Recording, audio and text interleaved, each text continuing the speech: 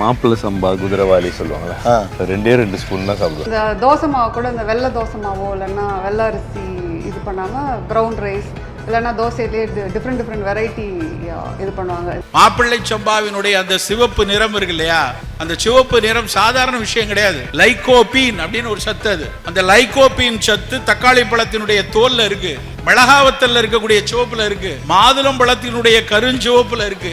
அந்த லைகோபீனை தனியா பிரிச்சு எடுத்து புற்றுநோய்க்கு செய்யக்கூடிய மருந்துகள் எல்லாம் அதை சேர்க்கிறாங்க. அந்த ஆண்களுக்கான புரோஸ்டேட் கேன்சர் வருவதை தடுப்பதற்குரிய ஆற்றல் அந்த சிகப்பு நிறம் கொடுக்கிறது நண்பர்களே. மாப்பிள்ளை சம்பாவுடைய சிவப்பரிசி. இன்னைக்கு நிறைய பேர் சக்கரை வியாதிக்காக மாப்பிள்ளை சம்பா வாங்குறாங்க. சக்கரை வியாதிக்கு நல்லது இல்லைன்னு சொல்லல, ஆனா அதை தாண்டி இவ்வளோ பெரிய ஒரு மருத்துவ பயனை தரக்கூடிய விஷயத்த நாம ஏன் தினம் சாப்பிடக்கூடாது? மாப்பிள்ளை சம்பால புட்டு செஞ்சா எவ்வளவு நல்லா இருக்கு, மாப்பிள்ளை சம்பால இட்லி தோசை செஞ்சா சாதாரண அரிசியை விட எவ்வளவு மென்மையா இருக்கு, சுட சுட சாப்பிடும்போது அவ்வளவு மென்மையா இருக்கு.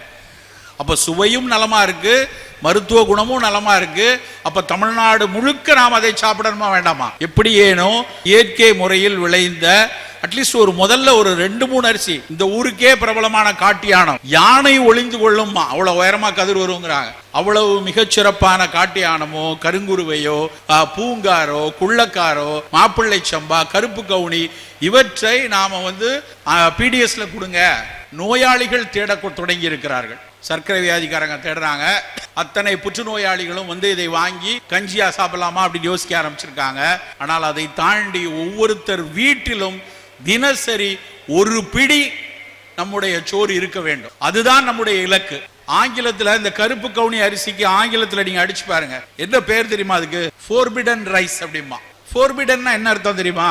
தடை செய்யப்பட்டன்னு அர்த்தம். சீனாவில் இது தடை செய்யப்பட்ட அரிசி.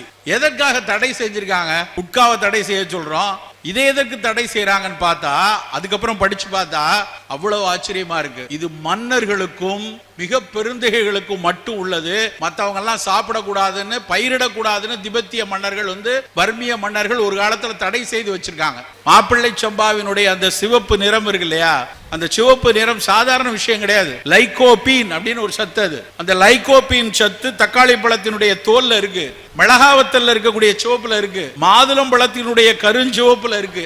அந்த லைகோபீனை தனியா பிரிச்சு எடுத்து புற்றுநோய்க்கு செய்யக்கூடிய மருந்துகள் எல்லாம் அதை சேர்க்கிறாங்க. அந்த ஆண்களுக்கான புரோஸ்டேட் கேன்சர் வருவதை தடுப்பதற்குரிய ஆற்றல் அந்த சிகப்பு நிறம் கொடுக்கிறது நண்பர்களே. மாப்பிள்ளை சம்பாவுடைய சிவப்பரிசி. இன்னைக்கு நிறைய பேர் சக்கரை வியாதிக்காக மாப்பிள்ளை சம்பா வாங்குறாங்க. சக்கரை வியாதிக்கு நல்லது இல்லைன்னு சொல்லல, ஆனா அதை தாண்டி இவ்வளோ பெரிய ஒரு மருத்துவ பயனை தரக்கூடிய விஷயத்த நாம ஏன் தினம் சாப்பிடக்கூடாது? மாப்பிள்ளை சம்பால புட்டு செஞ்சா எவ்வளவு நல்லா இருக்கு, மாப்பிள்ளை சம்பால இட்லி தோசை செஞ்சா சாதாரண அரிசியை விட எவ்வளவு மென்மையா இருக்கு, சுட சுட சாப்பிடும்போது அவ்வளவு மென்மையா இருக்கு.